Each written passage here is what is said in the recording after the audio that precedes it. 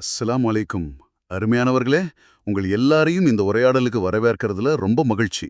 இன்னைக்கு நாம அர்-ரஹீக் அல் மக்தூம் அப்படிங்கிற அந்த புகழ்பெற்ற நூலை அடிப்படையா வச்சு நம்ம இறுதி தூதர் நபிகள் நாயகம் ஸல்லல்லாஹு அலைஹி வஸல்லம் அவங்களோட வாழ்க்கை வரலாற்றை, குறிப்பா ஆரம்ப காலத்தை கொஞ்சம் கொஞ்சமா பகுதி பகுதியா பார்க்க போறோம். அல்ஹம்துலில்லாஹ்.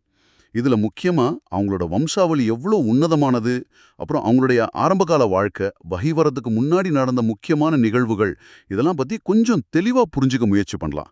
முதல்ல நபி ஸல்லல்லாஹு அலைஹி வஸல்லம் அவங்களோட வம்சாவளி பத்தி ஆரம்பிக்கலாமா?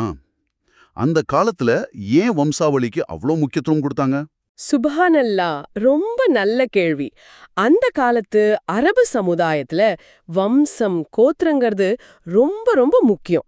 ஒருத்தரோட மதிப்பு, பாதுகாப்பு எல்லாமே அதை பொறுத்து தான் இருந்துச்சு. நபி ஸல்லல்லாஹு அலைஹி வஸல்லம் அவங்களோட வம்சாவளி அரபுகள்லயே மிக தூய்மையானது, ரொம்ப கண்ணியமானது. அவங்க தந்தை அப்துல்லா, பாட்டனார் அப்துல் முத்தலிப், அவரோட தந்தை ஹாஷிம். ஆமாம், ஹாஷிம். பனு ஹாஷிம் கோத்திரம் அவர் பேர்ல தான் வந்தது இல்லையா? அதேதான். ஹாஷிம், அப்து மனாஃப், குசை, கிலாப்னு போய் அத்னான் வரைக்கும் அந்த தொடர் நீளுது. இமாம் இப்னு ஹிஷாம் ரஹ்மத்துல்லாஹி அலைஹி மாதிரி வரலாற்று ஆசிரியர்கள் இதை தெளிவா பதிவு செஞ்சிருக்காங்க. அது மட்டும் இல்ல, அத்னான்ல இருந்து இஸ்மாயில் அலைஹிஸ்ஸலாம் வரைக்கும், அப்புறம் அவங்கள்ல இருந்து இப்ராஹிம் அலைஹிஸ்ஸலாம் வரைக்கும் இந்த வம்சாவளி போகுதுன்னு சொல்றாங்க. ஓ, அப்படியா? ஆமா. இமாம் இப்னு சஹ்த் ரஹ்மத்துல்லாஹி அலைஹி அவங்களோட பதிவுல பாத்தீங்கன்னா, இப்ராஹிம் அலைஹிஸ்ஸலாம் அவங்களிருந்து நூஹ் அலைஹிஸ்ஸலாம் வழியா ஆதம் அலைஹிஸ்ஸலாம் வரைக்கும் போகுது. அப்போ அவங்க எவ்வளவு உயர்ந்த வம்சாவளியில வந்திருக்காங்கன்னு பாருங்க. இதுவே ஒரு பெரிய சிறப்பு இல்லையா? நிச்சயமா, நிச்சயமா. சரி, அவங்களோட நேரடி குடும்பம், குறிப்பா பாட்டனார் அப்துல் முத்தலிப் பத்தி சொல்லுங்களேன். அவர் குறைஷிகள்ல ரொம்ப மதிக்கப்பட்டவர் இல்லையா? ஆமா. அப்துல் முத்தலிப் குறைஷிகளோட தலைவர்கள்ல ஒருத்தர்.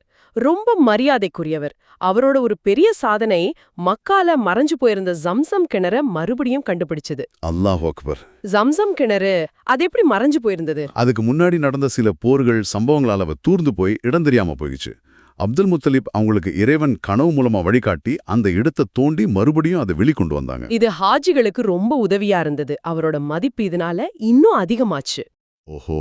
அவரோட வாழ்க்கையில இன்னொரு முக்கியமான விஷயம் இருக்கு. தனக்கு 10 ஆண் பிள்ளைகள் பிறந்தா ஒருத்தரை பலியிடுறதா நேர்ச்சி செஞ்சிருந்தாங்க. என்னது, பலியிடுறதா? ஆமா, அது அந்த காலத்து பழக்கங்கள்ல ஒண்ணு. அந்த மாதிரி நேர்ந்துகிட்டாங்க. பிள்ளைகள் பிறந்ததும் யாருன்னு பார்க்க சீட்டு குலுக்கி போட்டப்போ அவங்க ரொம்ப அன்பா வளர்த்த மகன் அப்துல்லா, அதாவது நபி ஸல்லல்லாஹு அலைஹி வஸல்லம் அவங்களோட தந்தை, அவரோட பேரு வந்துடுச்சு.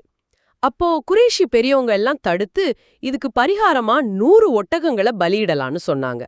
அதன்படி 100 ஒட்டகங்களை ஈடா கொடுத்து மகனை மீட்டாரு. சுப்ஹானல்லாஹ். அப்போ நபி ஸல்லல்லாஹு அலைஹி வஸல்லம் அவங்களோட தந்தை இப்படி மீட்கப்பட்டிருக்காங்க. ஆமா.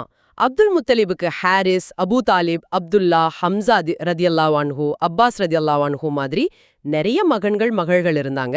சரி, இப்போ நபி ஸல்லல்லாஹு அலைஹி வஸல்லம் அவங்களோட பிறப்புக்கு வருவோம். ஆம் அல் ஃபீல், அதாவது யானை ஆண்டுல பிறந்தாங்கன்னு சொன்னீங்க. அது பத்தி கொஞ்சம் சொல்லுங்க. ஆம், கிபி 570 அல்லது 571. அபர்ஹாங்கிற மன்னன் யானைப்படையோட காபாவை அழிக்க வந்த வருஷம் அது. அவன் அழிஞ்சு போனான்.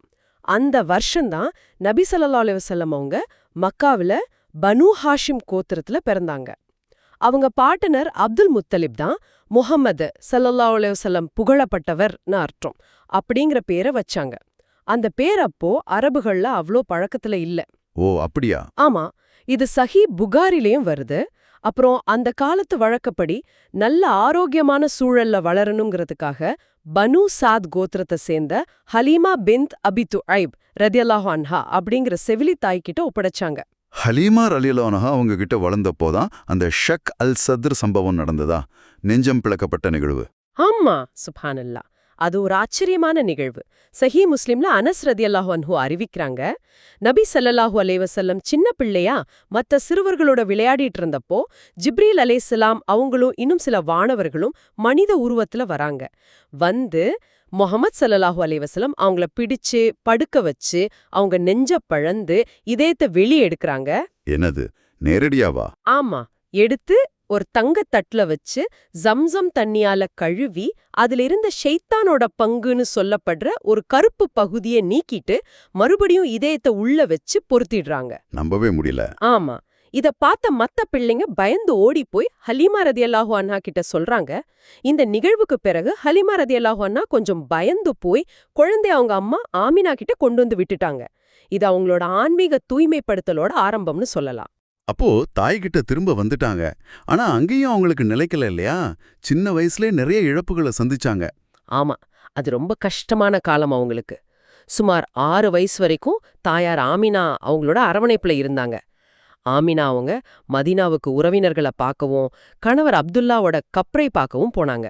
முஹம்மது ஸல்லல்லாஹு அலைஹி வஸல்லம் அவங்களையும் கூட்டிட்டு.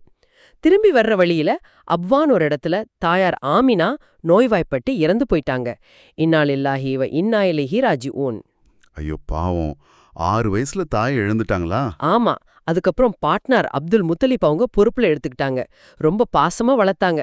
ஆனா அதுவும் 2 வருஷம்தான். நபி ஸல்லல்லாஹு அலைஹி வஸல்லம் அவங்களுக்கு 8 வயசு இருக்கும்போது பார்ட்னரும் இறந்துட்டாங்க. அடுத்தடுத்து இழப்புகளா? ஆமா, அதுக்கப்புறம்தான் அவங்க பெரிய தந்தை அபூ தாலிப் அவங்க பொறுப்பேத்துக்கிட்டாங்க.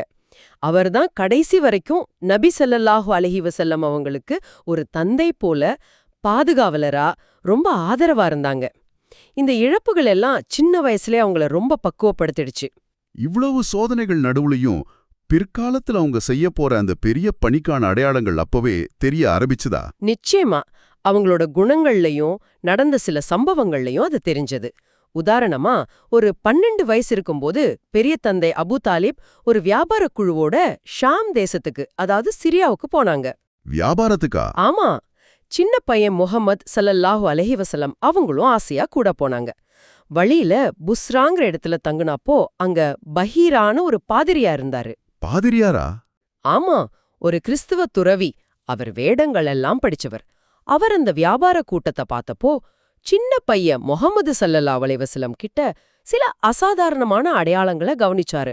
மேகம் அவங்களுக்கு மட்டும் நிழல் கொடுக்கறது, அவங்க முதுகுல நபித்துவ முத்திர, இதெல்லாம் பார்த்துட்டு வேதங்கள்ல சொல்லப்பட்ட கடைசி நபி இவர்தான் அடையாளம் கண்டுகிட்டாரு. உடனே அபூ தாலிப் கிட்ட போய், இந்த பையன் சாதாரணமான ஆள் இல்ல, இவர்தான் வரப்போற கடைசி நபி, யூதர்கள் கிட்டேந்து இவரை பாதுகாக்கணும், அதனால ஷாம்க்கு கூட்டிட்டு போகாம உடனே மக்காக்கு கூட்டிட்டு போயிடுங்கன்னு எச்சரிச்சாரு. ஓ, அப்பவே அடையாளம் கண்டுக்கிட்டாங்களா? ஆமா, அபூ தாலிபும் பயந்து போய் வியாபாரத்தை சீக்கிரமா முடிச்சிட்டு மக்காவுக்கு திரும்பி வந்துட்டாங்க. இது அவங்களோட முக்கியத்துவத்தை காட்டுற ஒரு ஆரம்பகால நிகழ்வு. அப்புறம் அவங்க கொஞ்சம் வாலிப வயசு அடைஞ்சதும் குறைஷிகளுக்கும் கை சைலான் கோத்திரத்துக்கும் நடுல ஹர்பல் ஃபிஜார்னு ஒரு போர் நடந்துச்சு. ஃபிஜார் அப்படின்னா? ஃபிஜார்னா நெறி தவறியன்னு அர்த்தம். போர் செய்யக்கூடாத புனித மாதங்கள்ல அந்த போர் நடந்ததால அந்த பேர் வந்தது. அந்த போர்ல நபி ஸல்லல்லாஹு அலைஹி வஸல்லம் நேரா சண்டை போடல. ஆனா அவங்க பெரிய தந்தைகளுக்கு உதவியா எதிரிகள் எய்த அம்புகளை பொறுக்கி கொடுத்தாங்கன்னு இமாம் இப்னு ஹிஷாம் ரஹ்மத்துல்லாஹி அலைஹி சொல்றாங்க. சரி. ஆனா இதவிட ரொம்ப முக்கியமான ஒரு விஷயம் அவங்களோட நீதி உணர்வை காட்டுது. அதுதான் ஹில்ஃப் அல் ஃபுதுல். ஆமா, அத பத்தி சொல்லுங்க. சிறந்தோர் உடன்படிக்கைன்னு சொல்றாங்களே. சரியா சொன்னீங்க. மக்காவுல வெளியூர்ல இருந்து வந்த ஒரு வியாபாரியோட பொருளை ஒருத்தர் அநியாயமா புடுங்கிட்டாரு. அந்த வியாபாரி உதவி கேட்டப்போ யாரும் வரல. அப்போ பனு ஹாஷிம், பனு சுஹ்ரா மாதிரி சில நல்ல கோத்திரத்துக்காரங்க அப்துல்லா இப்னு ஜதான் ஒருத்தரோட வீட்ல கூடினாங்க. மக்காவுல யாருக்கு அநியாயம் நடந்தாலும், அவர் உள்ளூரா இருந்தாலும் வெளியூரா இருந்தாலும் சரி, அவருக்கு நீதி கிடைக்கிற வரைக்கும் நாம எல்லாரும் ஒன்னா நிப்போன்னு ஒரு சத்தியம், ஒரு உடன்படிக்கை செஞ்சுக்கிட்டாங்க. இந்த உடன்படிக்கை நடந்தப்போ வாலிபரா இருந்த நபி ஸல்லல்லாஹு அலைஹி வஸல்லம் அவங்களும் அதுல கலந்துக்கிட்டாங்க. ஓ, அப்படியா? ஆமா, பிற்காலத்துல நபி ஆனதுக்கு அப்புறம் கூட அந்த ஹில்ஃப் அல் ஃபுதுல் உடன்படிக்கை எனக்கு சிவப்பு ஒட்டகங்கள் கிடைக்கிறத விட ரொம்ப பிடிச்சது, இன்னிக்கும் அப்படி ஒரு உடன்படிக்கைக்கு கூப்பிட்டா நான் போவேன்னு பெருமையா சொன்னாங்க. சுப்ஹானல்லாஹ், நபி ஆகிறதுக்கு முன்னாடியே நீதிக்காக நின்றுருக்காங்க. அவங்க வாழ்க்கையில பொய்யே சொன்னதில்ல, கொடுத்த வாக்க மீறினதில்ல, நம்பி கொடுத்த பொருளை மோசடி செஞ்சதில்ல. எதிரிகள் கூட இதை ஒத்துக்கிட்டாங்க. ஆரம்பத்துல ஆடு மேய்ச்சாங்க. அப்புறம் அவங்களோட இந்த நற்பெயரை கேட்டு கதீஜா பின்த் குவைலித் ரலியல்லாஹு அன்ஹா, அவங்க ரொம்ப வசதியான கண்ணியமான ஒரு விதவை பெண்மணி. கதீஜா ரலியல்லாஹு அன்ஹா. ஆமா, அவங்க தன்னோட வியாபார பொருளை எடுத்துட்டு ஷாமுக்கு போயிட்டு வர்றதுக்காக நபி ஸல்லல்லாஹு அலைஹி வஸல்லம் அவங்கள நியமிச்சாங்க. கூட அவங்களோட அடிமை மைசராவையும் அனுப்புனாங்க. அந்த வியாபார பயணத்துல நபி ஸல்லல்லாஹு அலைஹி வஸல்லம் அவங்களோட நேர்மை, திறமை, நற்குணம் எல்லாத்தையும் பார்த்த மைசரா திரும்பி வந்து கதீஜா ரலியல்லாஹு அன்ஹா கிட்ட ரொம்ப புகழ்ந்து சொன்னாரு. அப்பதான் கதீஜா ரலியல்லாஹு அன்ஹா அவங்களுக்கு திருமணம் செய்யற எண்ணம் வந்ததா? ஆமாம், அவங்களோட குணத்தால கவரப்பட்டு நபீஸான ஒரு பெண் மூலமா திருமண விருப்பத்தை தெரிவிச்சாங்க. நபி ஸல்லல்லாஹு அலைஹி வஸல்லம் அவங்க பெரிய தந்தை அபூ தாலிப் கிட்ட பேசிட்டு சம்மதிச்சாங்க. அப்போ நபி ஸல்லல்லாஹு அலைஹி வஸல்லம் அவங்களுக்கு 25 வயசு, கதீஜா ரலியல்லாஹு அன்ஹா அவங்களுக்கு 40 வயசு. ரொம்ப சிறப்பா அந்த திருமணம் நடந்துச்சு. அல்ஹம்துலில்லாஹ். அவங்க 2 பேருக்கும் பிறந்த குழந்தைகள் பத்தி கொஞ்சம் சொல்லுங்களேன். நிச்சயமா. முதல்ல காசிம்னு ஒரு மகன் பிறந்தாரு. அதனாலதான் நபி ஸல்லல்லாஹு அலைஹி வஸல்லம் அவங்கள அபுல் காசிம், காசிமோட தந்தைன்னு கூப்பிடுவாங்க. ஆனா காசிம் சின்ன வயசுல இறந்துட்டாரு.